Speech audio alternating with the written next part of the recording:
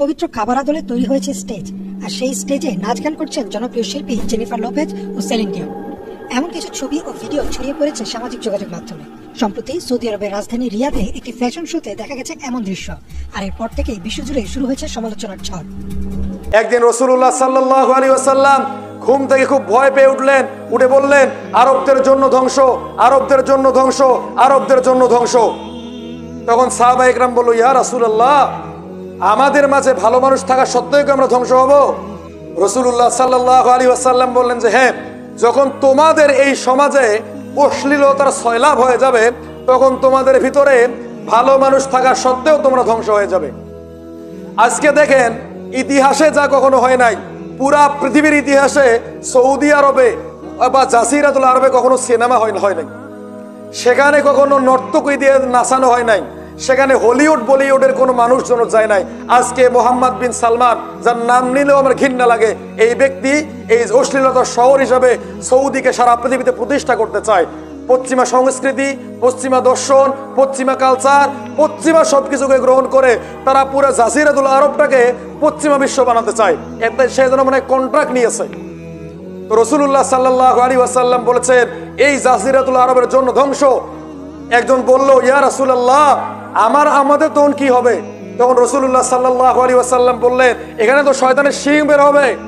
তোমরা যদি পারো পাহাড়ের এক কোনায় গিয়ে আশ্রয় নিবে, একটা মরুভূমির ভিতরে ছোট ছোট ঘর বাড়ি তৈরি করে থাকবে, যেখানে আধুনিক শহরের, ওই যে দুবাই শহরের, ওই যে লন্ডন শহরের, নিউ ইয়র্ক শহরে কোনো ছোঁয়া থাকবে না, এমন ছোট ছোট ভিলেজ তৈরি করে তোমরা সেখানে থাকবে। এই জন্য কিন্তু তারা এই যে জাজিরাতুল আরব চেঞ্জ করে সৌদি আরব রেখেছে, কারণ এই জাজিরাতুল আরব সম্পর্কে নবীজির ভবিষ্যৎবাণী আছে। এরপর একটা আলামত হচ্ছে, পূর্ব দিক থেকে সূর্য উদিত হবে, তখন তওবার দরজা একবারে পুরোপুরি বন্ধ হয়ে যাবে। পুরা পৃথিবীতে মানুষ তওবা করেও আর কোনো লাভ হবে না। একটা মানুষ খেতে বসেছে, সে ভাত খেতে খেতে ক্লান্ত হয়ে পড়বে, ঘুমাতে ঘুমাতে বাচ্চারা ক্লান্ত হয়ে ফেলবে। যে ব্যক্তি পথচারী, সে যেতে যেতে একদম বিরক্ত হয়ে পড়বে, কিন্তু সূর্য উঠে না, মানুষ অস্থির হয়ে পড়বে, সূর্য উঠে না কেন? রাসূলুল্লাহ সাল্লাল্লাহু আলাইহি ওয়াসাল্লাম বলেছেন, এইরকম যখন 2-3 দিনের মতো একটা সময় অতিবাহিত হবে, তখন পূর্ব দিক থেকে সূর্য উদিত হয়ে যাবে, তখন আর কোনো তওবার সুযোগ থাকবে না।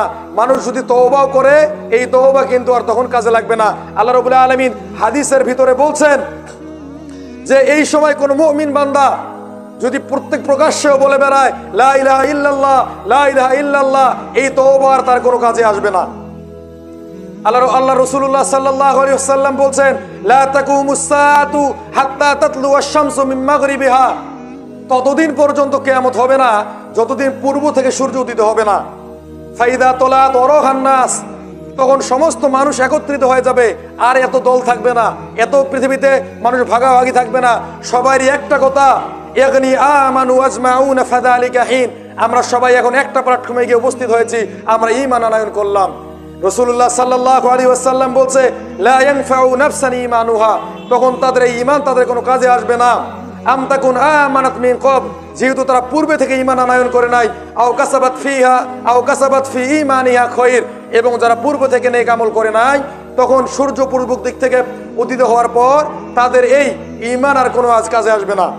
কিয়ামতের সর্বশেষ আলামত হচ্ছে, বড় বড় আলামতের মধ্যে এই যে ইয়েমেন আছে না, গত 3 দিন আগে এই যে আমেরিকা এবং